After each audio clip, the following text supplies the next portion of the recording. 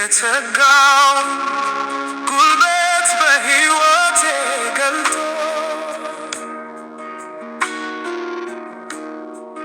ውርደቴን በክብር በቃሉ ለውጦ መኖርን ያስረዳኝ ሕይወቱን ተንትኖ ጽድቅ ነኝ ብሎኛል ሕይወቴን አቃኑ ኑ ትሑት እንሁን እንማር ከጌታ የኔነትን ጥለን ለእኛነትን በርታ ኑ ትሑት እንሁን እንማር ከጌታ የኔነትን ጥለን ለእኛነትን በርታ ለሌላውን ማገልገል ማስተውል ጥበብ ነው በሰማይ ታላቅ ነው ከሁሉም ያነሰው የሰው ሥራ ሁሉ የመርገም ቸርክ ነው የራስ ካብ ግንባታ ለመወጣጠር ነው ይጥላል ተላልፎ የራስ ሐሳብማ ውርደቴን በክብር በቃሉ ለውጦ መኖርን ያስረዳኝ ሕይወቱን ተንትኖ ጽድቅ ነኝ ብሎኛል ሕይወቴን አቃኑ ሐሳቡ ከሐሳቤ እጅጉን ይበልጣል እኔ ስለ ሥጋ ሳስብ እሱ መንፈስ ነው ይለኛል የኔን መንገድ ትቼ በመንገዱ ስሄድ ሕይወቴ ይደምቃል የኔም አርማምድ የተካው ጉልበት በሕይወቴ ገልጦ ውርደቴን በክብር በቃሉ ለውጦ መኖርን ያስረዳኝ ሕይወቱን ተንትኖ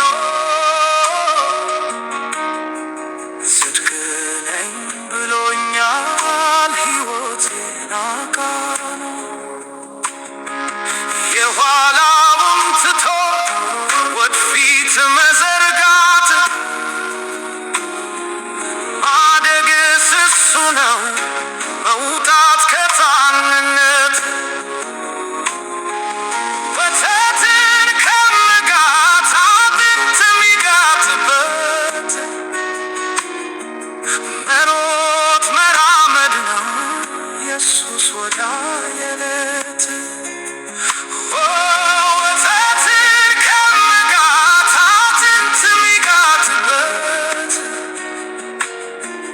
መሮጥ መራመድ ነው ኢየሱስ ወዳየለት የክብር አባት የጌታችን የኢየሱስ ክርስቶስ አምላክ እርሱን በማወቅ የጥበብና የመገለጥ መንፈስ እንዲሰጣችሁ እለምናለሁ። ይህም የልቦናችሁ ዓይኖች ሲበሩ የመጥራቱን ተስፋ ምን እንደሆነ በቅዱሳን ዘንድ ያለውን የርስቱን ክብር ባለጠግነት ምን እንደሆነ ለምናምን ከሁሉ የሚበልጥ የኃይሉ ታላቅነት ምን እንደሆነ ታውቁ ዘንድ ነው። ክርስቶስን ከሙታን ሲያስነሳው ከአለቅነትና ከሥልጣንም ከኃይልም ከጌትነትም ሁሉ በላይና በዚህ ዓለም ብቻ ሳይሆን ነገር ግን ሊመጣ ባለው ዓለም ደግሞ የሚጠራውን ስም ሁሉ በላይ በሰማያዊ ስፍራ በቀኙ ሲያስቀምጠው በክርስቶስ ባደረገው ሥራ የብርታቱ ጉልበት ይታያል። ሁሉን ከእግሩ በታች አስገዛለት። ከሁሉ በላይ ራስ እንዲሆን ለቤተ ክርስቲያን ሰጠው። እርሱም አካሉና ሁሉን በሁሉ የሞላ የእርሱ ሙላቱ ነች። ወደ ታላቂቱ ቤተክርስቲያን ኤፌሶን ምዕራፍ 1 ከቁጥር 17 እስከ 23። ቅዱሳን በዓለም ሁሉ ያላችሁ ከእግዚአብሔር ከአባታችን ከጌታም ከኢየሱስ ክርስቶስ ጸጋና ሰላም ከእናንተ ጋር ይሁን። እንደምን አደራችሁ፣ እንደምን ዋላችሁ፣ እንደምን አመሻችሁ። ይህ በየሳምንቱ እየተዘጋጀ የሚቀርብ የመጨረሻው ዘመን የክርስቶስ ኢየሱስ ወንጌል ማህበርተኞች ነው። ቅዱሳን ሁላችሁንም እግዚአብሔር ይህንን ቀን፣ ይህንን ምሕረት፣ ይህን ጸጋ ጨምሮልን ባለፈው ሳምንት እንግዲህ የጌታን ትንሣኤ አክብረናል። በዓለም ላይ ያመንም ያላመንም ሁሉም ሰው ስለ ትንሣኤ የሚረዳበት የራሱ መረዳት አለው። ስለዚህ ትንሣኤን ስናስብ እንግዲህ ሁላችንም እግዚአብሔር አምላክ በጥበቡና በኃይሉ ለሰዎች ልጆች ካደረገው ትልቁ ነገር የእግዚአብሔር ልጅነት የክርስትናችን የሕይወታችን ትልቁ መሰረት ትንሣኤ ነው።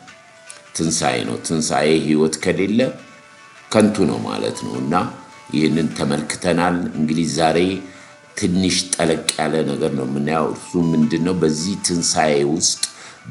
ትንሣኤ ውስጥ የተከናወኑ ነገሮችና ጌታ ደግሞ የሰጠው ትእዛዝና ማስጠንቀቂያዎች ስላሉ ትንሣኤውን እያሰብን ባለፈው ያከበርነውን ነገር እና በመጨረሻ ላይ ከመሄዱ በፊት ወደ አባቱ ከመሄዱ በፊት የተናገራቸው ነገሮችና በዛ በ3 ቀን ሌሊትና ቀን በሲኦል የተደረገውን ነገርና ያሉት ቀይ መስመሮች ያሉት ውሳኔዎች የተለዩ መለየቶች ድሮ ያልነበሩና አሁን ከትንሣኤ በኋላ የሚሆኑና እኛ ደግሞ ማወቅ ያለብንን ነገር በአጭሩ ያንን ነው የምንመለከተው። ሁላችሁንም በጌታ ሰላም እላችኋለሁ። ይህንን ቀን ይህንን ሰዓት ለሰጠን አምላክ ክብርና ምስጋና በክብር በክርስቶስ ኢየሱስም ለአምላካችን ይሁን። ጌታ መንፈስ ቅዱስ ያስተምረናል። ክብር ለጌታ ይሁን።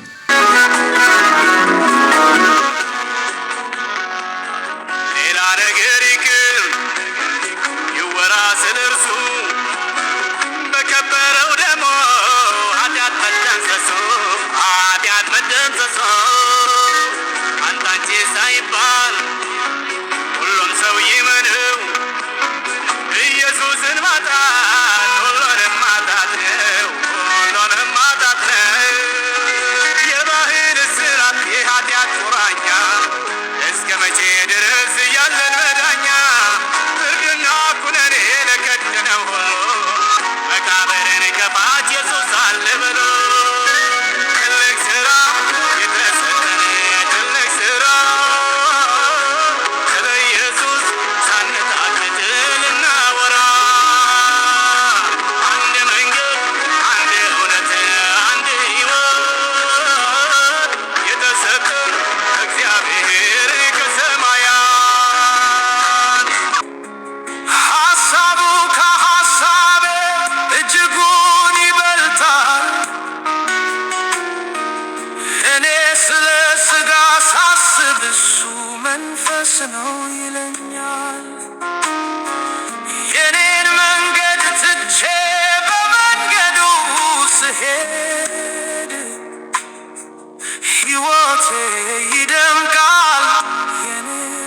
ቅዱሳን በዓለምም በአገር ውስጥ ያላችሁ በዚህ ሰሞን የሚራገበው በዘፋኝ ቴዎድሮስ ካሳሁን ይሄ ከመናፍስቱ ዓለም ከሙታን ዓለም የሚሰራጭ የሙታን መንፈስ ያለበት የክርስቶስ ተቃዋሚ መንፈስ ነው። ይኸውም ሙታን ጠሪ የጥንት ተናፋቂ የሆነ በወንጌልና በክርስቶስ መካከል የሚገባ ከጥልቁ የተላከ መንፈስ ነው።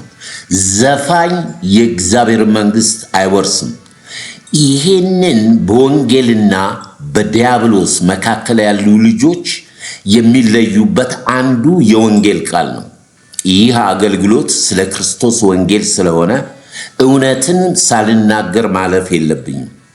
ስለዚህ ዛሬ የወደቀው በመጨረሻው ዘመን አብረውም የሚያራግቡ እንደዛ አይነት ነገሮች ምንጩ ምንድን ነው ብትሉ የክርስቶስ ተቃዋሚ ነው። ኢየሱስ ጌታ ነው ማለት የማይችል ማራናታ ጌታ ሆይ ና የማይችል ያ መንፈስ የሙታን መንፈስ ሙታን ጠሪ ስለሆነ የጥንት የሞቱትን ሰዎች ከሲኦል የሚጠራ እንደ ጀግንነት እንደ መልካም የሚናገር የክርስቶስ ተቃዋሚ መንፈስ ነው። ስለዚህ መጠንቀቅ ያስፈልጋል። በግል ሰው የፈለገውን ቢናገርም መንፈሳዊ የሆንን ከመንፈስ ጋር ስለምንመረምር ይሄ የዲያብሎስ የመጨረሻው ዘመን የሐሰተኛ ክርስቶስ አንዱ መገለጫ ነው።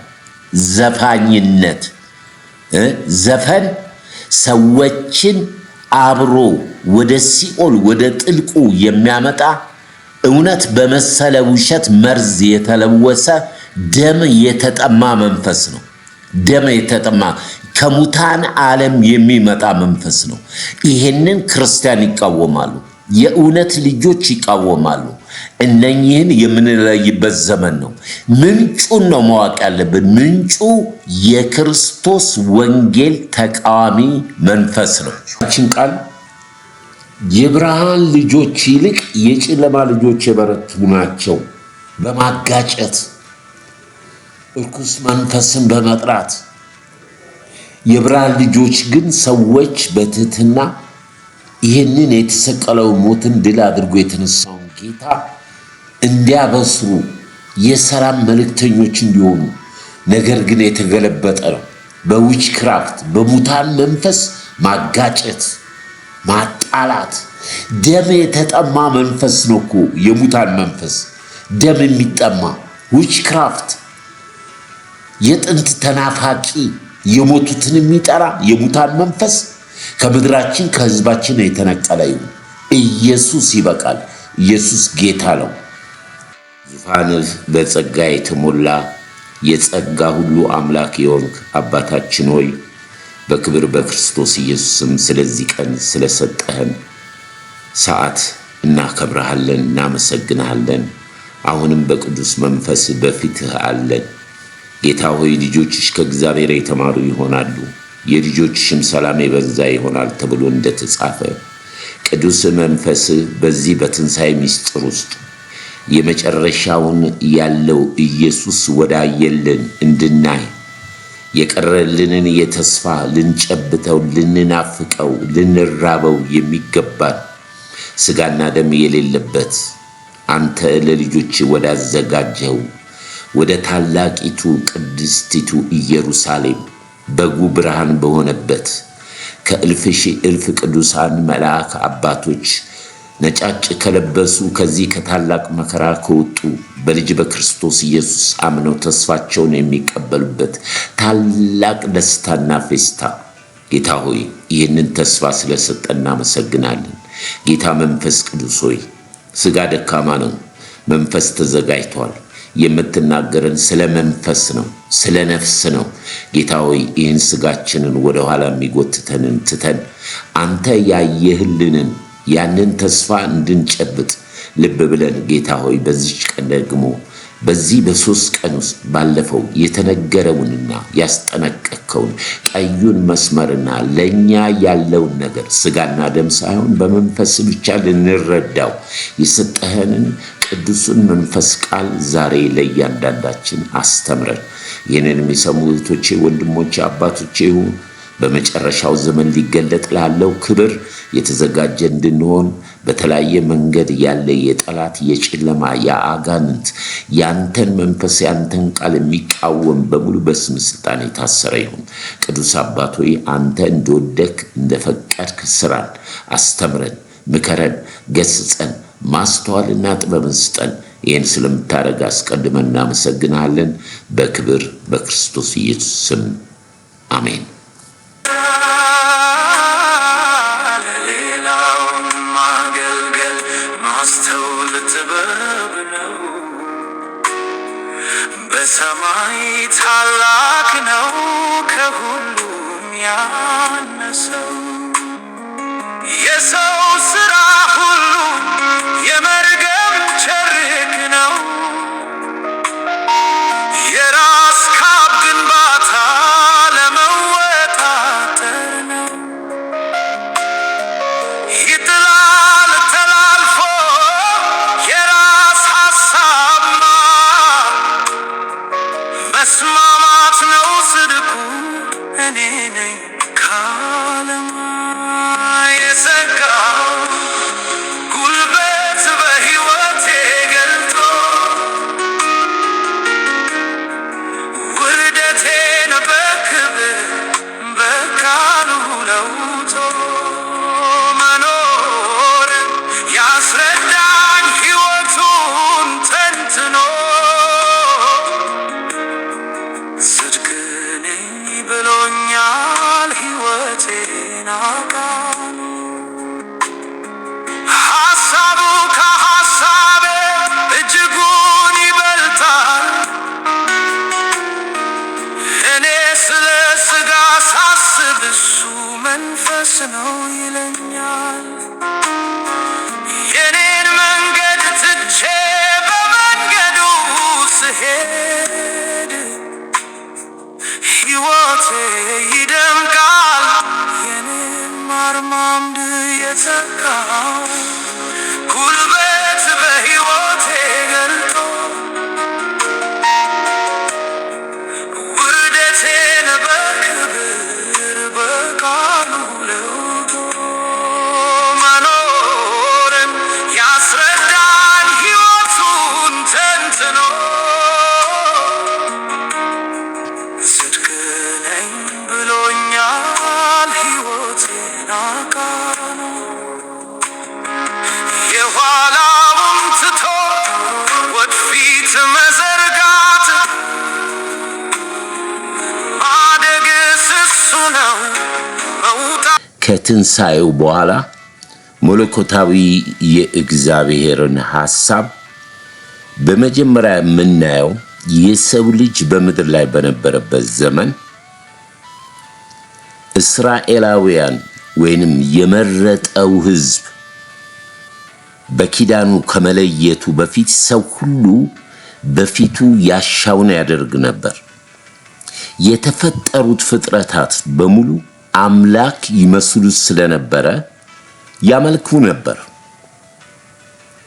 ስለዚህ ሰዎች ሲሞቱ በፍቃዳቸው ወደ ገሃነም ይገቡ ነበር። በፍቃዳቸው ወደ ገሃነም እሳት ገብተው የፍርድ ቀን እስከሚመጣ ይጠብቁ ነበር።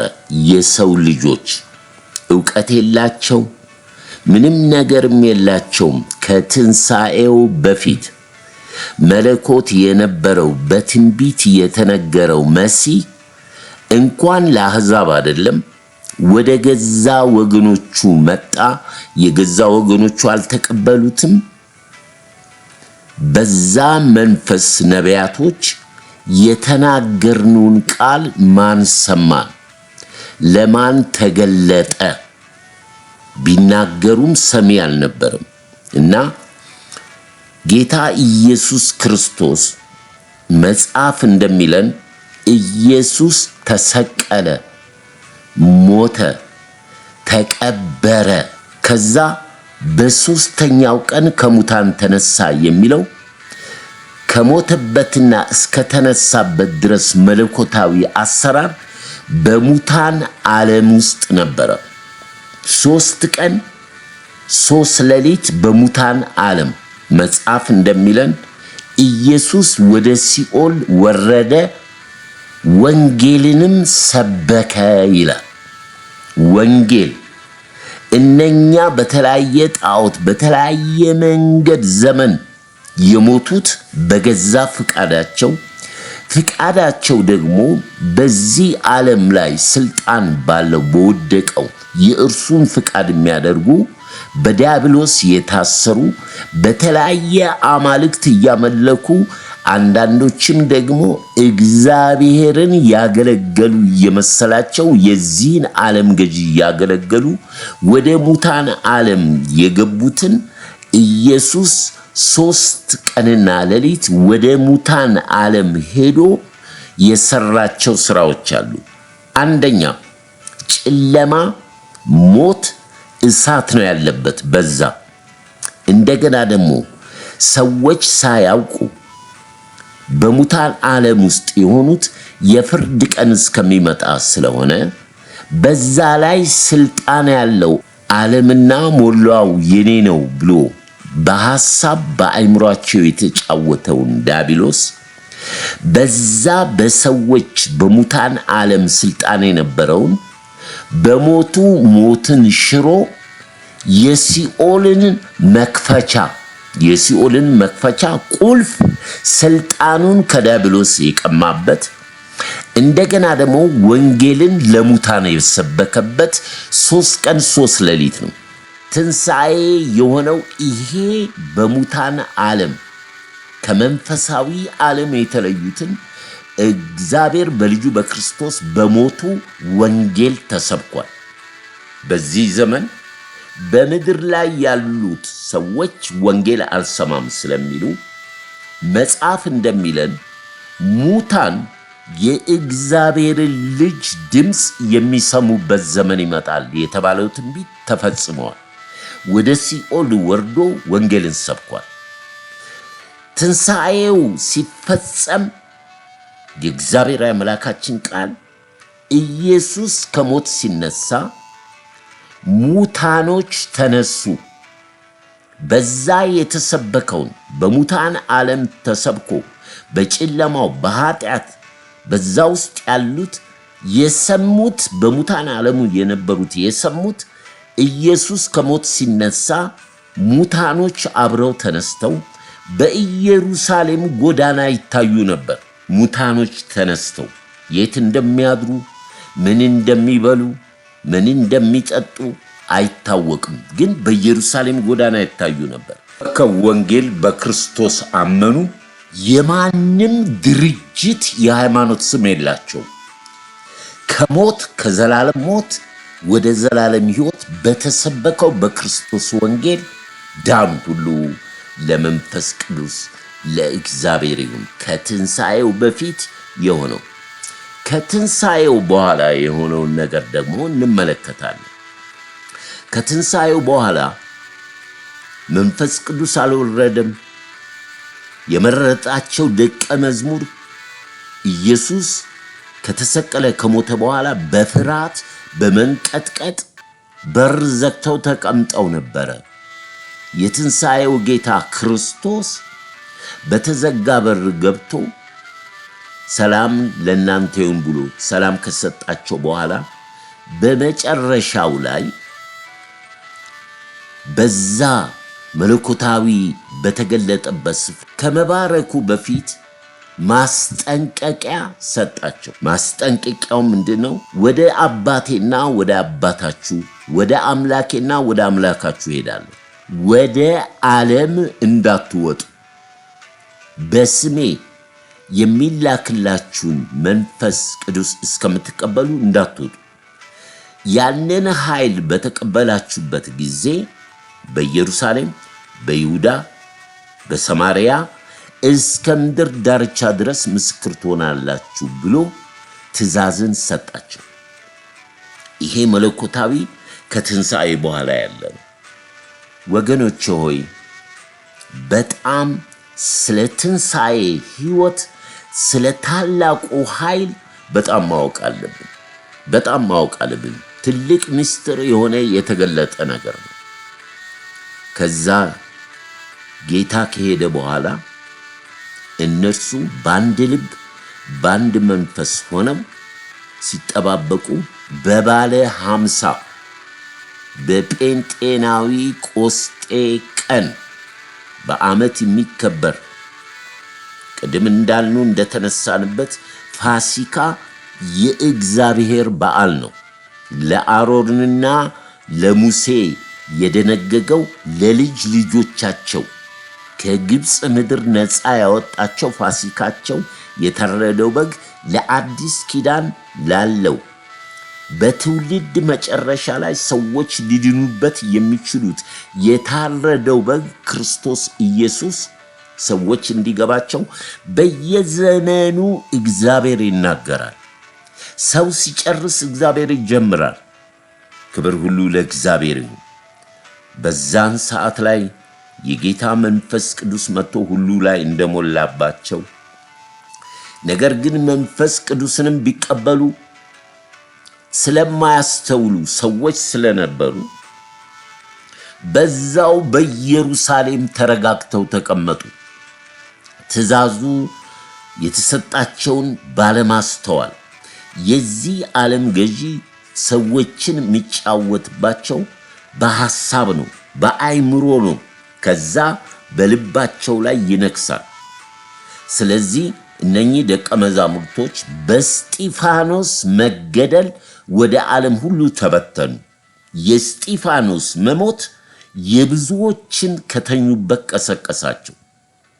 ትልቁን በሐዋርያት ሥራ ላይ ስናነብ የስጢፋኖስ ስብከትና የሐዋርያው ቅዱስ ጳውሎስ ስብከት ነው ሐዋርያት ሥራ ላይ የምናገኘው ትልቁ አገልግሎት። ከዛ ወደ ዓለም ሁሉ እንደሄዱ ወንጌልን እንደሰበኩ እንመለከታለን።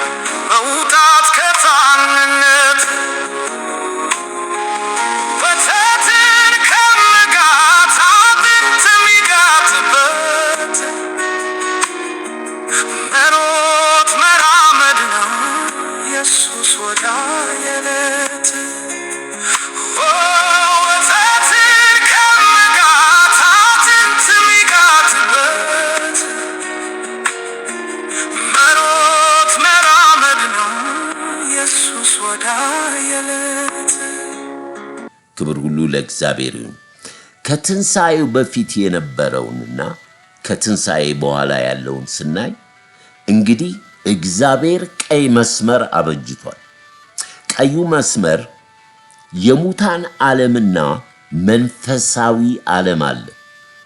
ወደ ሲኦል ወርዶ ሰብኮ ሙታኖች የእግዚአብሔርን ልጅ ድምፅ ሰምተው ከሙታን ዓለም ወደ መንፈሳዊ ዓለም እንደሄዱ በምድር በአዲስ ኪዳን ማንኛውም ፍጥረታዊ ሰው በእውነት ቃልና በመንፈስ ተወልዶ ከዚህ ዓለም ከኃጢአት ከሥጋ ወደ መንፈሳዊ ዓለም የሚሄደው ትንሣኤ ሕይወት በሆነው በክርስቶስ ኢየሱስ በማመን ነው። ጸጋው በእምነት አድኖናል። ይህም የእግዚአብሔር ስጦታ ነው። ማንም እንዳይመካ ከሥራ አይደለም። ማንም የሚመካበት ይሄ ትልቅ የእግዚአብሔር ስጦታ የፍቅሩ ጥልቅ ነው። ዛሬ ብዙዎች በሃይማኖት በተለያየ መንገድ ነው የምንተረጉመው ወይንም የምናየው። ግን መንፈስ ቅዱስ ካላስተማረን፣ የቃሉ ብርሃን ካልተገለጠልን በየትኛውም ሃይማኖት ውስጥ የራሳችንን ጽድቅ አቁመን በመጨረሻው ላይ ጌታ ከመንፈሱና ከቃሉ ያልተወለዱትን አላቃችሁም ከየት እንደሆናችሁ የሚለው መለኮታዊ ቃል የጸና እውነት ነው። ስለዚህ ቆም ብለን ተጠንቅቀን መረዳት አለብን። እንግዲህ በመጨረሻ የወንጌል ማስጠንቀቂያ ጌታ ከተነሳ በኋላ ጥብቅ የሆኑ በመንፈስ ቅዱስ የምናስተውላቸዋሉ። አንደኛ፣ ክርስቶስ በዚህ ነው ወይ በዛ ነው ቢሏችሁ እንዳትወጡ። ለምን? ብዙ ሐሰተኛ ክርስቶሶች ይመጣሉና ያስቷቸዋል። ከሰማይ ከዋክብትን እስከሚጥሉ ድረስ ድንቅና ታምራት ስለሚያደርጉ ያመኑትን በሙሉ ያስታሉ። ስለዚህ ምን? ክርስቶስ በዚህ ነው በዛ ነው ቢሏችሁ እንዳትወጡ። የኔ መምጣት ምልክት ከምስራቅ እስከ ምዕራብ መብረቅ ብርሃን እንደሚያበራ የዛ አይነት ምልክት ነው። ታላቅ ብርሃን ነው። አንድ እሱ ማስጠንቀቂያው። ሁለተኛ ማስጠንቀቂያ ወደ አባቴ እሄዳለሁ እንዳልኳችሁ የሚሄድበትንና መንገዱን ታውቃላችሁ። ወዴት እንደምትሄድ ሳናውቅ መንገዱን እንዴት እናውቃለን? አለ ቶማስ። እኔ ወደ መንግሥተ ሰማያት የማስገባ መንገድ ነኝ። ልብ በሉ፣ ሌላ መንገድ የለም። እኔ መንገድ ነኝ። ወደ መንግሥተ ሰማያት ስትመጡ በሩም እኔ ነኝ። በሌላ በር የሚገባ በሙሉ፣ በሌላ መንገድ የሚመጣ በሙሉ እርሱ ሌባ ነው። እኔ እውነት ነኝ፣ ሕይወት ነኝ። ካለኔ በቀር ወደ አብ የሚመጣ ማንም የለም። ስልጣን ተሰጥቶኛል እንዳለ ዓለማትን በሙሉ ለልጁ ለክርስቶስ ኢየሱስ ስለሰጠ ስልጣን የሱ ስለሆነ የሲኦልም የመንግሥተ ሰማያትም መክፈቻ አለኝ። ክብር ለመንፈስ ቅዱስ ይሁን። ሁሉ በክርስቶስ ኢየሱስ እንዲሆን ዓለማትን እንዲጠቀልል ለእርሱ ስልጣን ስለተሰጠው ካለ እርሱ ወደ አብ የሚወስድ መንገድም ካለ እርሱ የልጅነትም ካለ እርሱ ከዘላለም ሞትም ካለ እርሱ ምንም ነገር የሚሆን የሃይማኖት ስርዓትና የሃይማኖት መልክ የለም። ክርስቶስ ኢየሱስ ብቻ፣ ትንሣኤ፣ ሕይወት። ክብር ለኢየሱስ። ይሄ የመንግስቱ ወንጌል ይሰበካል። ኢየሱስ በምድር የሰበከው የመንግስቱን ወንጌል ነው። የጸጋ ወንጌል ሳይሆን የመንግስቱ ወንጌል ነው። ካረገ በኋላ መንፈስ ቅዱስን ለደቀ መዝሙር ከሰጠ በኋላ ነው በመንፈስ ቅዱስ የጸጋ ወንጌል የተሰበከው። ክብር ለኢየሱስ ይሁን። ምክንያቱም የእያንዳንዱ ሰው ሕይወት የክርስቶስ ደም ተከፍሎበታል። ወተሽ ማንኛውንም ሰው በትህትና መንፈስ የእግዚአብሔርን መለኮታዊ ቃል ለመመስከር ተጠርተናል። አለበለዛ ደሙን ካንተ ነው የምፈልገው። ሄደህ ነግረኸው ባይመለስ ግን አንተ ነፃ ነህ። ስለዚህ ይሄ የዚህ የወንጌል አደራ ከትንሣኤው በኋላ በጣም ለሕይወታችን ለነፍሳችን የሚጠቅም ነው። ስለ ምግብ፣ ስለ ዓለም፣ ስለ ክብር፣ ስለ ዝና የሚሰብኩት ለሆዳቸው ያደሩ ሐሳባቸው ምድራዊ ገንዘብ አምላካቸው የሆነ ስለሆኑ ከሐዋርያቶች ያልተማሩትን ትምህርት ዛሬ በብዛት የምናያቸው ነገሮች የተሸፈነ የአምልኮት መልክ ያላቸው እግዚአብሔርን ያገለገሉ የሚመስላቸው ነገር ግን ከእግዚአብሔር መንፈስ የራቀ ሐዋርያቶች ያንን መንፈስ ከተቀበሉ በኋላ በሚያደርጉት ነገር በብዙ አሕዛብ ዘንድ ድንቅና ታምራት ስለሆነ ሊሸልሟቸው የተለያየ ነገር ሊያቀርቡላቸው ሲፈልጉ ልብሳቸውን ቀደዱ ይላል። እንዳታረጉት፣ እኛ እንደናንተ ሰዎች ነን። ነገር ግን ወደ ክርስቶስ እንድትመለሱ ወደ ወንጌል እንድትመለሱ ይህንን ወንጌል እንሰብካለን እንጂ እኛ ምንም ክብር የምንፈልግ ነገር የለም። ሐዋርያው ቅዱስ ጳውሎስ ከሕግ በታች ያሉትን አድን ዘንድ ከሕግ በታች ሆንኩ፣ የደከሙትን ሳይ ደካማ ሆንኩ፣ በክርስቶስ የጎደለ ካለ ለማሟላት ስለዚህ ወንጌል እተጋለኋል። በዚህ ዘመን ስናይ ወገኖች ሆይ ወንጌል የብሽሽቅ የውድድር በዘር በቋንቋ በሃይማኖት ሰው እየተፋጨ ነው ያለው። ከቃሉና ከመንፈሱ ወተን ማለት ነው ምናየው ሰዎች የራሳቸውን መምህርና አስተማሪ እየሾሙ አንዱ ከአንዱ ጋር የሚጣላበት የሚለያይበት ነገር ነው። ስለ ፔንቴኮስታል ትንሽ ልበል። መንፈሳዊ ሪቫይቫል ወይም መነቃቃት በኢትዮጵያ የጀመረበትን ዘመን ስናይ ወደ 57ቱ እስከ 59 ባለው ይሄ ፔንቴኮስታል የሚባል ስያሜ የተሰጠው መናፍቃን ተብሎ የተሰጠው ከ57 እስከ 59 ባለው በመጀመሪያዋ በሙሉ ወንጌል ቤተክርስቲያን ነው። የሙሉ ወንጌል መንፈሳዊ እንቅስቃሴ በኢትዮጵያ ምድር። ይሄውም ደግሞ የመጀመሪያዋ ቤተክርስቲያን በደብረ ዘይት የተቋቋመች ነች። አባቶች እንደሚመሰክሩ የቤተክርስቲያን ታሪክ እንደሚያስረዳን በደብረ ዘይት የተቋቋመችው የሙሉ ወንጌል በዛን ጊዜ ቆሪጥ የተባለ በደብረ ዘይት የሚመለክ አምላክ ነበር። ይመለክ ነበር ቆሪጥ በደብረ ዘይት ንጉሱ ሳይቀሩ የሚሄዱበት ማለት ነው። የወንጌል ተጋድሎ በኢትዮጵያ በፔንቴኮስታል ሙቭመንት በመንፈስ ቅዱስ አሰራር የጀመረው በዛ ነው፣ በደብረ ዘይት ማለት ነው። አሁን እስከ 5000 ትልቅ ቤተክርስቲያን አለ በደብረ ዘይት። ክብር ለኢየሱስ ይሁን። ከዛ በአዲስ አበባ ዩኒቨርሲቲ የተቀጣጠለው የመንፈስ ቅዱስ አሰራር እስከ ሐረር ዓለማያ ኮሌጅ በዓለም በኢትዮጵያ ታሪክ ይሄ የመንፈስ ቅዱስ ሪቫይቫል ሆኗል። በዓለም ሁሉ ሆኗል። በአሜሪካን ሆኗል፣ በቻይና ሆኗል፣ በብራዚል ሆኗል። ባለፈው እንዳየነው በናይጄሪያ፣ በአልጄሪያ፣ በሙስሊም ሀገሮች ይሄ የመንፈስ ቅዱስ ሙሉ ወንጌል ማለት ያልተጨመረ ያልተቀነሰ የትንሣኤው ምስክር ወንጌል ነው። በዛ ግን በዚህ ዘመን ስናይ በጣም የሚገርም ነው። በጣም የሚገርም የሚያሳዝን ነገር ነው ወገኖች ሆይ የሐዋርያቶቹ ፈለግ የተከተለ አገልጋይ የለም። ጺም ማሳደግ የሃይማኖት አባትነትን ወይም አስተማሪነትን አይገልጽ። ሱፍ መልበስ፣ ጥቁር መነጽር ማድረግ ከዓለምን ከሁሉም አይቅርብን የሚሉ የሐሰት ነቢያቶች የመጨረሻው ዘመን ይበዛሉ ስላለ በዓለም ላይ የሌለ የሐሰተኛ ነቢያት ቁጥር ያለው ኢትዮጵያ ውስጥ ነው።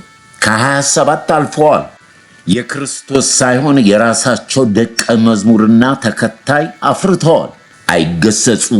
ቢገሰጹም ቤተክርስቲያንን ዛሬ በተማርነው እግዚአብሔር ስልጣን ለክርስቶስ ሰጥቶ ክርስቶስ ስልጣን ለቤተክርስቲያን እንደሰጠ ለቤተክርስቲያን የማይታዘዝ ስለዚህ ብዙ ህዝብ እየጠፋ ነው ያለው። ስለዚህ መንፈሳዊ እንቅስቃሴ ትንሣኤ ህይወትን ማወቅ ትልቅ ነገር ነው። ይሄ መንፈሳዊ ሪቫይቫል በኢትዮጵያ ብዙ ስደት አስነስቷል። ብዙ የቀደመችው 1700 ዓመት የጥንቲቱ ሃይማኖት ተብሎ የሚደረገው የክርስቶስ ተቃዋሚ በመሆን በሳባ ዘመን ትልቅ ነበረች ኢትዮጵያ። በእስልምና በተለያየ ሃይማኖት ተወረረች። 70 ዓመት አሁን በ70 ዓመት የዚህ የቤተ ክርስቲያን መንፈሳዊ እንቅስቃሴ ከ35 ሚሊዮን ወደ 38 ሚሊዮን የፕሮቴስታንት አማኞች ቁጥር በዝቷል። ብርሃን እየተገለጠ እውነት እየተገለጠ የጥንቲቱ የጠዋቱ ማለት አይጠቅምም። ወደ ክርስቶስ ወደ ብርሃን ወደ ወንጌል መምጣት ነው። ክርስቶስን የሚያስክድ በእናንተ ዘንድ አይኖር። እውነት፣ ሕይወት፣ መንገድ ክርስቶስ ብቻ ነው። የማንም ሃይማኖት የዘላለምን ሕይወት አይሰጥም። ወንጌል ክርስቶስ ነው። ሐዋርያቶቹን እንከተል። የጌታዬ ክብር አይገባኝም፣ በመስቀል ላይ ዘግዝቃችሁ ስቀሉኝ እስከ ማለት የወሰኑት የትንሣኤው ምስጢር ስለገባቸው ነው። ቅዱሳኖች፣ የሃይማኖት ስም የማንም ሃይማኖት ስም ለመንግሥተ ሰማያት አያበቃም። ክርስቶስን ማወቅ ትልቅ ምስጢር ነው። ዛሬ ክርስቶስ ወልዳ አብ አይደለም፣ አብ ወልድ አይደለም፣ መልአክ እንዲህ ነው፣ ማርያም እንዲህ ነች። ይሄ ሁሉ የዲያብሎስ ሽንገላ ነው። የተገለጠ ብርሃን የተገለጠ ወንጌል ስለ ልጁ ስለ ክርስቶስ ብቻ ነው። የመጨረሻም ለሐዋርያቶቹ የተናገረው ወደ መንግሥተ ሰማያት መንገዱ አንድ ነው፣ እኔም ደግሞ በር ነኝ። እዛ በሕይወት መዝገብ ላይ ስሙ ያልተጻፈ በሙሉ ወደ እግዚአብሔር መንግሥት አይገባም። ካቶሊኩን፣ ጴንጤውን፣ የፈለጋችሁት ሃይማኖት ይኑራችሁ፣ ስማችሁ በሕይወት መዝገብ ከሌለ በበጉ በክርስቶስ ኢየሱስ ደም ያልተጻፈ የሃይማኖት መልክ ያላቸው ሳያውቁ ኢየሱስን የካዱ ኢየሱስን የሰቀሉ በስተመጨረሻ ላይ ለሆዳቸው ለክብራቸው ለተለያየ ነገር የለወጡ መልሰው ክርስቶስን ይሰቅሉታል። ክርስቶስን ይሰቅሉታል። ሐሳባቸው ምድራዊ ነው። ምኞታቸው ብልጥግና ነው፣ ገንዘብ ነው። ወገኖች ሆይ ታውቃላችሁ፣ ብዙ ስደት አሳልፈናል። ቅድም ባነሳሁላችሁ የፔንቴኮስታል ሙቭመንት በኢትዮጵያ መናፍቆች ጴንጤዎች ስንባል በሕፃንነት እኛ ወጣት ነን። አባቶች እንደመሰከሩ ጥቂት አልቆየም። ደርግ መጥቶ ቤተ ክርስቲያኑን ሁሉ ክርስቲያኑን ሁሉ ማሳደድ ጀመረ። መጽሐፍ ቅዱስ በእጅ ተይዞ መሄድ አይቻልም፣ መሰብሰብ አይቻልም። በኢትዮጵያ ምድር ለዚህ ለትንሣኤ ወንጌል ዋጋ የከፈሉ አባቶች አሉ። በአዲስ አበባ የመጀመሪያዋ ሙሉ ወንጌል ቤተ ክርስቲያን ተዘግቶ የመሳሪያ መጋዘን፣ የደርግ ወታደሮች መሰብሰቢያ፣ መጫወቻ ሆኖ ክርስቲያኖች ዋጋ የከፈሉበት ይህ ሁሉ ምንድን ነው? የመጣውን የእግዚአብሔር መንፈስ በምድሪቷ ላይ ያለችው ሃይማኖት ክርስቶስን ተቃዋሚ ነበረች። አላፍርም፣ በወንጌል አላፍርም። እንድትድኝ እንድትድን ነው። ለአይሁድ ያልጠቀመ የሰው ጥረትና የሕግ የብሉይ ኪዳን የተሰቀለውን ክርስቶስ የሚሸፍን አዚም የሚያደርግ ስለሆነ ወደ ክርስቶስ ዞር በሉ። ወደ ትንሣኤ የማይቀረው እውነት ትንሣኤ ሕይወት ክርስቶስ ነው። ዛሬ የነጻነት ትውልድ ያለየለት ገብቶ እንደፈለገ የሚፋንንበት የክርስቶስ ቤተ ክርስቲያን አይደለም። ውድድር በዘር በሃይማኖት በቋንቋ የደቡቡ ለብቻው፣ የአማራው ለብቻው፣ የኦሮሞ ለብቻው። ወገኖች ሆይ ክርስቶስ የተገለጠ ብርሃን ነው። ትንሣኤው በትንሣኤ ውስጥ ሥጋና ደም የለም። ስለዚህ ጳውሎስ ምን አለ? አንዱ ስለ ሁሉ ሞተዋል፣ ሁሉም ከእርሱ ጋር ሞተዋል። በሕይወት የሚኖሩት ለሞተላቸው ለእርሱ እንጂ ለራሳቸው አይኖሩም። የተጠራ ክርስቲያን ወንጌል የገባው በመጨረሻ ላይ የማይቀረው ትንሣኤ እንዲያገኘን በጌታ በአብ ፊት በልጁም በኢየሱስ ክርስቶስ ፊት ስንቀርብ ማናፍርበት የትንሣኤው ምስክሮች ስንሆን ነው። ሐሳቡ ከሐሳቤ እጅጉን ይበልጣል።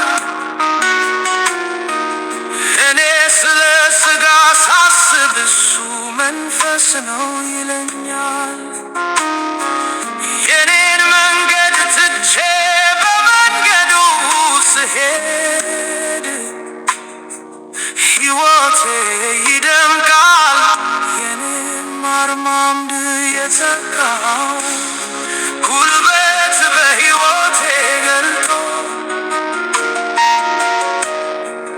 ውርደቴን በክብር በቃሉ ለውጦ መኖርን ያስረዳኝ ሕይወቱን ተንትኖ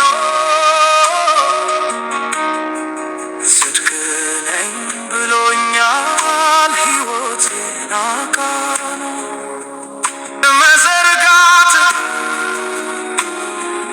ማደግስ እሱ ነው መውጣት ከታንነት ወተትን ከምጋት አጥንት ሚጋትበት መሮጥ መራመድ ነው ኢየሱስ ወዳ የለት ዛሬ ትዕቢተኛ ሞልቷል።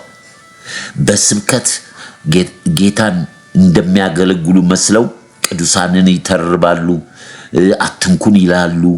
የሚያወሩት መሬት መሬት ነው፣ ገንዘብ ነው። ታገኛለህ፣ ትወጣለህ፣ ታገባለህ፣ ትበራለህ። ክርስቶስ የለም፣ ክርስቶስ የለም። በዛ ላይ ደግሞ ሌሎችን ሃይማኖት ነቃፊ እንሆናለን። ይቅር ይበለን። የተገለጠው ምስጢር ያለ ጥርጥር ታላቅ ነው አለ ጳውሎስ።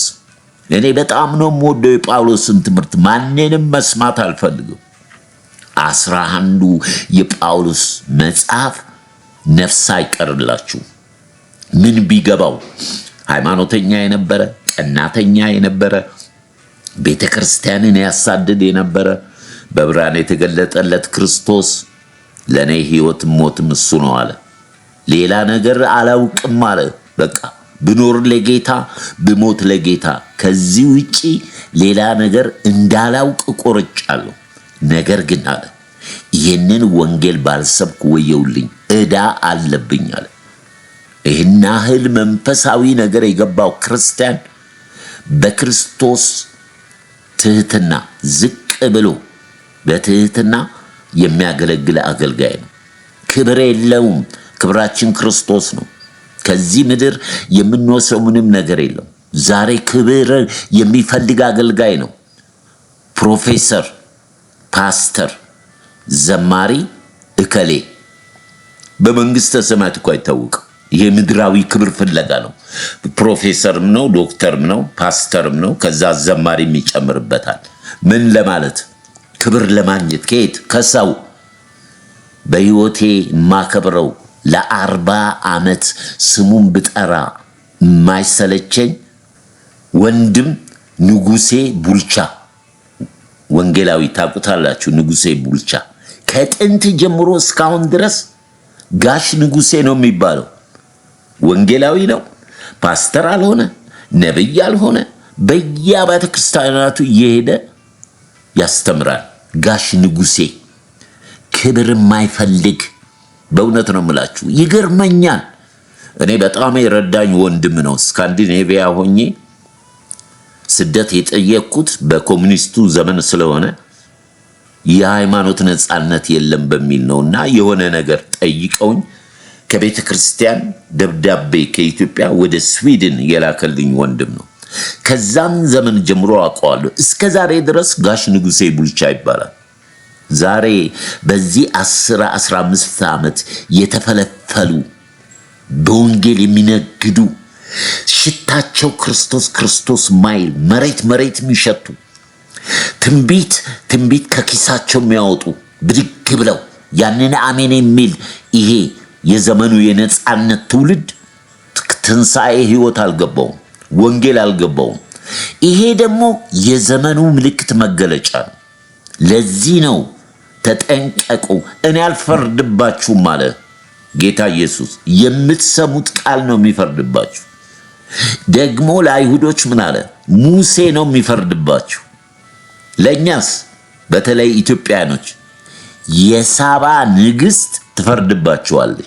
የሰለሞንን ዝና ሰምታ ከሩቅ መታለች። ከሰለሞን የሚበልጥ እዚህ አለ፣ ክርስቶስ ኢየሱስ፣ እርሱን ስሙት። እንደኛ አክራሪ እንደኛ በመንፈሳዊ ነገር ሌባ የለም እኮ። ሁሉን ሰርቀናል። ማቴዎስን ሰርቀናል፣ ኢየሱስን ሰርቀናል፣ ማርያምን ሰርቀናል።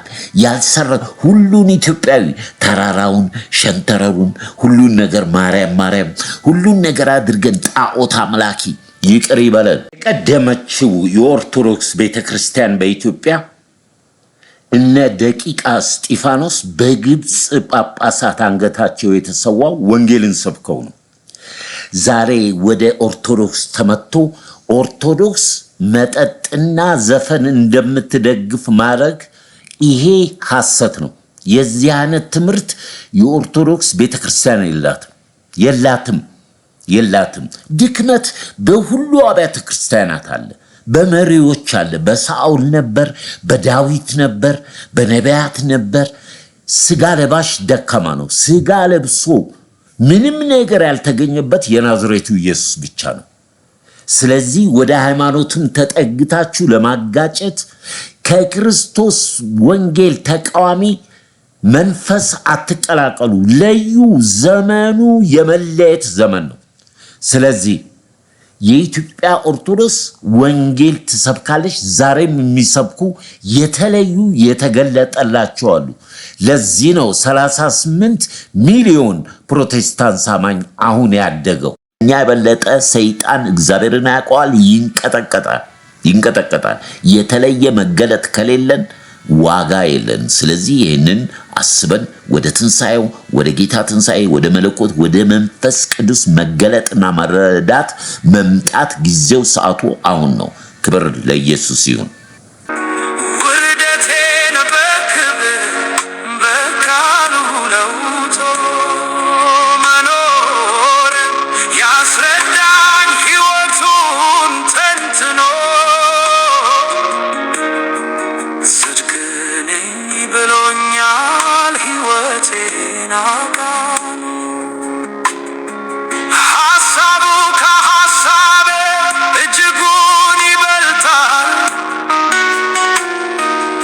እኔ ስለ ሥጋ ሳስብ እሱ መንፈስ ነው ይለኛል።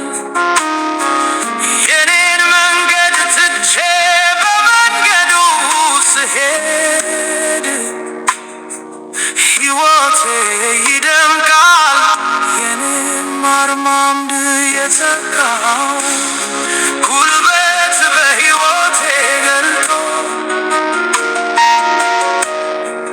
ውርደቴን በክብር በቃሉ ለውጦ መኖርን ያስረዳኝ ሕይወቱን ተንትኖ ጽድቅ ነኝ ብሎኛል ሕይወቴን አቃኑ የኋላውን ትቶ ወደፊት መዘርጋት ማደግስ እሱ ነው መውጣት ከታንነት ወተትን ከምጋት አጥንት ሚጋትበት መሮጥ መራመድ ነው ኢየሱስ ወዳ የለት ወተትን ከምጋት አጥንት ሚጋትበት መሮጥ መራመድ ነው ኢየሱስ ወዳ የለት።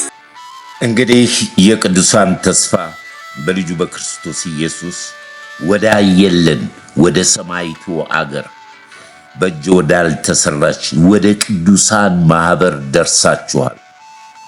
ስጋችን ከዚህ ዓለም በሚለይበት ጊዜ መጠበቂያ አለ ዳግም እስከሚመጣ። ያ መጠበቂያ የአብርሃም እቅፍ በልጁ በክርስቶስ ኢየሱስ ያመኑት ቅዱሳኖች በሙሉ ያሉበት ነው። ከአብርሃም ጀምሮ ማርያምንም ጨምራችሁ የተፈጠረ ፍጥረት እግዚአብሔርን ያገለገሉ ቅዱሳን ሐዋርያት፣ ነቢያት በሙሉ በአብርሃም እቅፍ ነው ያሉት። ገሃነም አይደለም።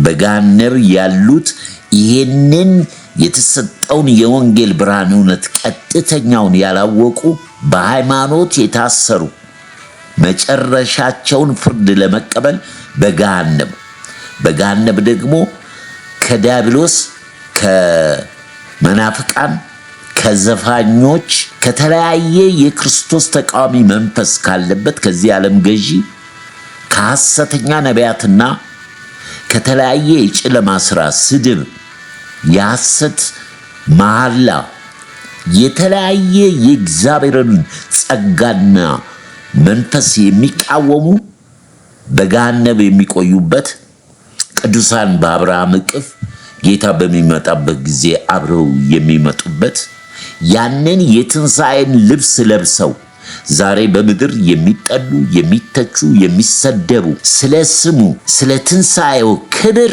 ስድብም ሆነ መከራን እንደ ክብር የቆጠሩ እነኛ ደግሞ ከጌታ ከአምላካችን ከክርስቶስ ኢየሱስ ጋር ዳግም ይመጣሉ። ይሄ የቅዱሳን ተስፋ ነው። የምንጠብቀው ይሄንን ነው። እንግዲህ ዛሬ ያየነው ከትንሣኤው በፊትና ከትንሣኤው በኋላ ከዛም በኋላ የነበሩት ማስጠንቀቂያዎች። ኢየሱስም መልሶ እንዲህ አላቸው፣ ማንም እንዳያስታችሁ ተጠንቀቁ።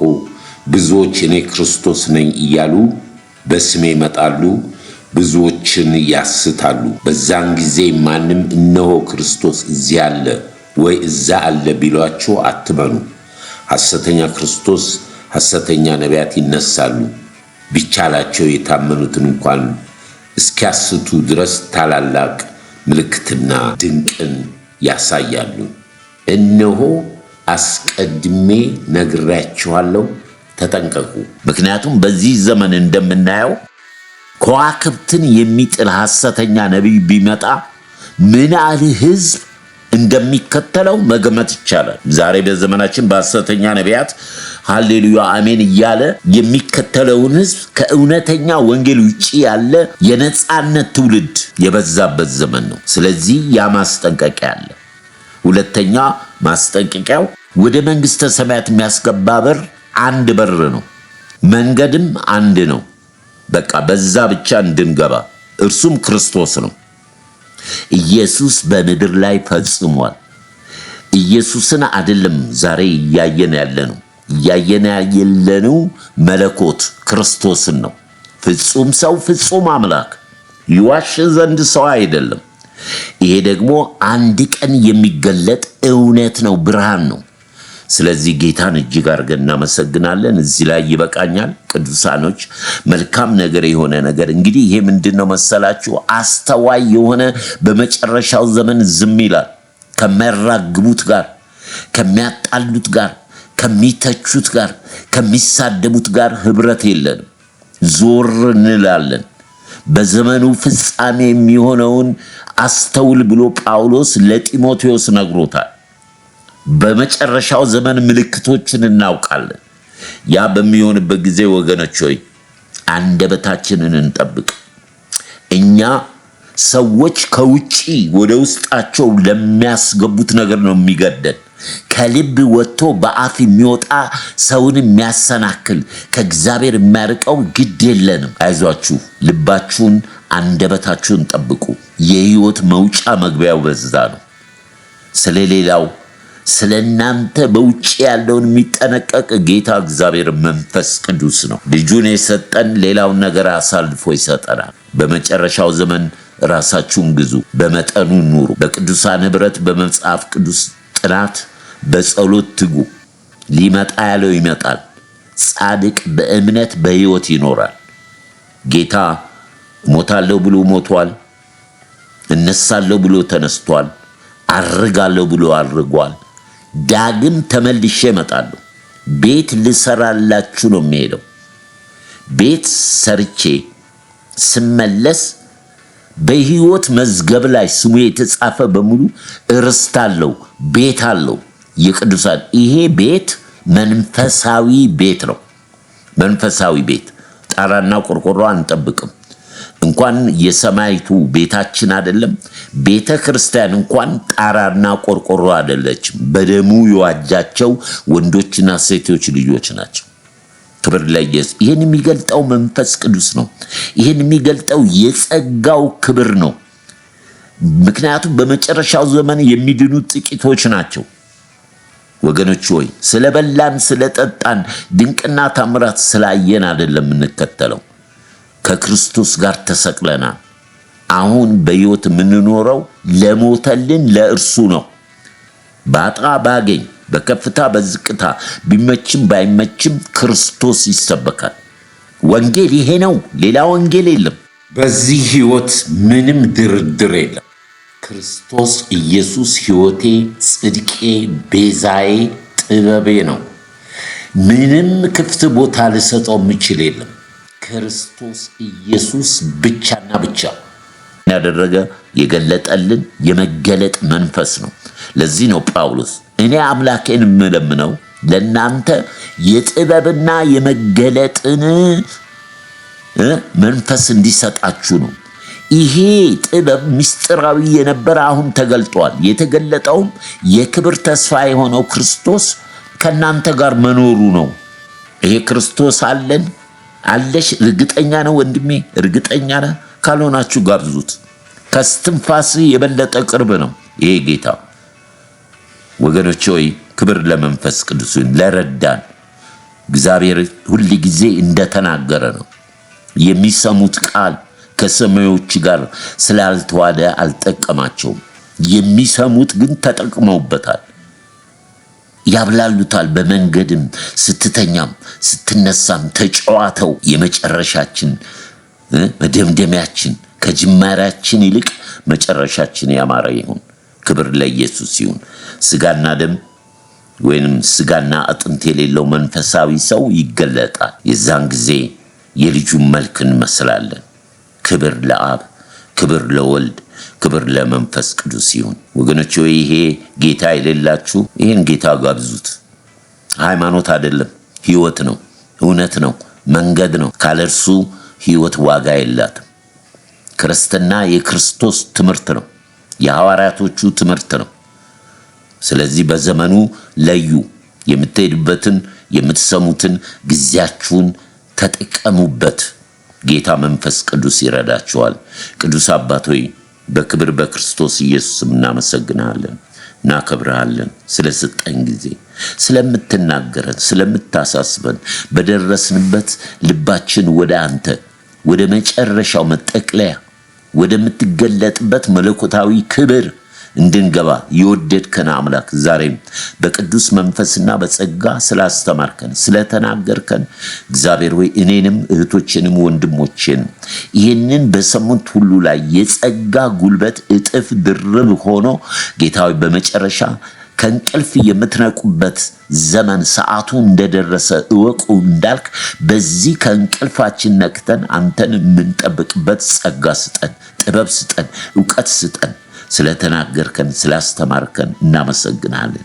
የጨለማን የዲያብሎስን ሥራ ያፈርስ ዘንድ የእግዚአብሔር ልጅ ተገለጠ። መንፈስ ቅዱስ ደግሞ ጌታ እግዚአብሔር አባታችን ሆይ ከሚመጣው መከራ ችግር እግዚአብሔር ሆይ የሚያወጣን ጸጋ ስለሆነ ስለፈሰሰልን ጸጋ እናመሰግናለን። እህቶቼን፣ ወንድሞቼን፣ አባቶቼን ይህን በሚሰሙ ላይ ያንተ ጸጋ፣ ያንተ ክብር፣ ያንተ በረከት፣ ያንተ ጥበቃ ከነሱ ጋር ይሁን። በነገር ሁሉ በክርስቶስ ኢየሱስ በሰማያዊ ስፍራ በመንፈሳዊ በረከት ሁሉ የባረከን የጌታችን የኢየሱስ ክርስቶስ አምላክና አባት ይባረክ። በክርስቶስ ፍቅር በመንፈስ ቅዱስ ጸጋ እንድናድግ እርዳን። ስላደረክልን ስለሰጠን ሰዓት ጊዜ እናመሰግናለን። ክብሩን አንተ ጠቅልለው ውሰድ። ከፀሐይ መውጫ እስከ መግቢያው ድረስ ክብር ሁሉ ለስም ይሁን። ማራናታ አሜን። ጌታ ኢየሱስ ሆይ ና። ሃሌሉያ አሜን። ቅዱሳን አባቴ ብሩካኖች ጌታ ኢየሱስ ዘመናችሁን ይባርክ። እንግዲህ በደረስንበት ነው እያንዳንዳችን ጌታ በሰጠን ጸጋ በደረስንበት፣ ሌሎች ደግሞ እንደዚህ ረጋ ብለው ተኝታችሁን ቁጭ ብላችሁን በመኪናም ጸጋ እውነት በሆነው ነገር ላይ ከቅዱሳን ህብረት በሚሆነው ነገር መገልገል ይጠቅማል እና እንዳተረፋችሁ ጥቂትም ነገር ቢሆን እንዳገኛችሁ አምናለሁ። ይሄንን ለሌሎች ሼር አድርጋችሁ አብረን እናገልግል። በክርስቶስ ፍቅር ወዳችኋለሁ። ሻሎም።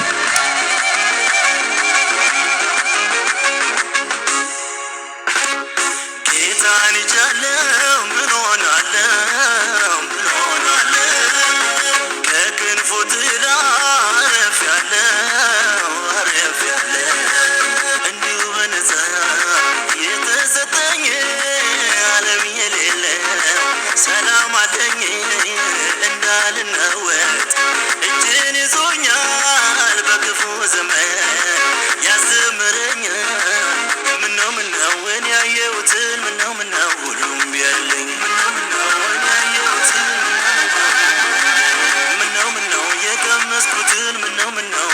ቢቀምስልኝ ምነው የቀመስኩትን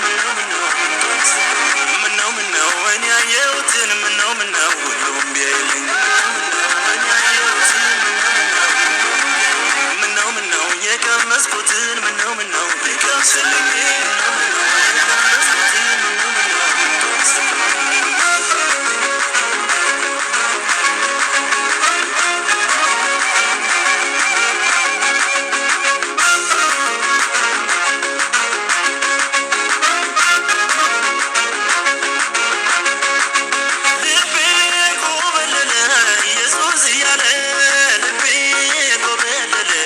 ኢየሱስ እያለ ውስጤን ይላል ማዶ ኢየሱስን ወዶ ውስጤን ይላል ማዶ ኢየሱስን ወዶ ዘምሬው አይደክመኝም እኔማ አምልኬው አይደክመኝም አመስግኜው አይደክመኝም እኔማ አክብሬው አይደክመኝም ዘምሬው አይደክመኝም እኔማ አምልኬው አይደክመኝም አመስግኜው አይደክመኝም እኔማ አክብሬው አይደክመኝም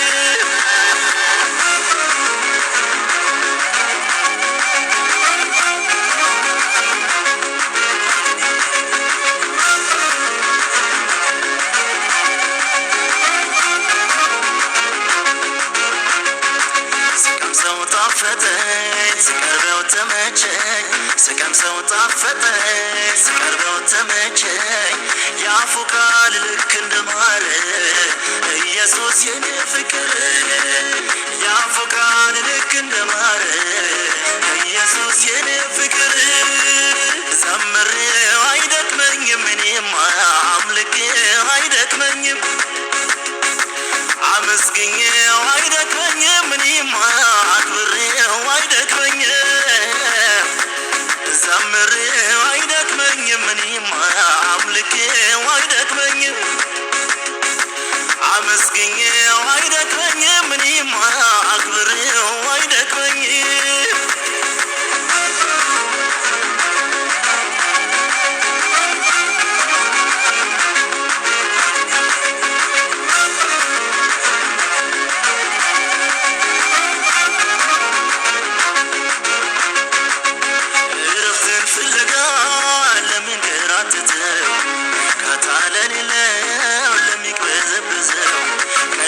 ሰባብሮ ሐዘን የሚያበቃ ኢየሱስ ብቻ ነው የሰላም አለቃ የኔ መሻት ኢየሱስ ነው የኔ ጥማት ኢየሱስ ነው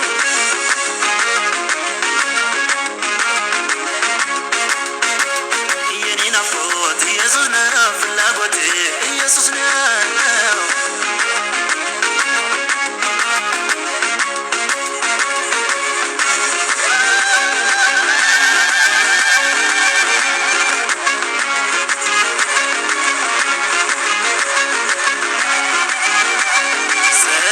ሲገርመኝ ቸርነት በዛልኝ ቸርነት ሲገርመኝ ባርኮቱ በዛልኝ የምድሩንና የሰማዩን ደጃፍ ታከፈተልኝ የበረከት ምዕራፍ ምነው እኔ ያየሁትን ምነው ሁሉም ቢያይልኝ ምነው እኔ ያየሁትን ምነው የቀመስኩትን ምነው ቢቀምስልኝ ምነው የቀመስኩትን ምነው ቢቀምስልኝ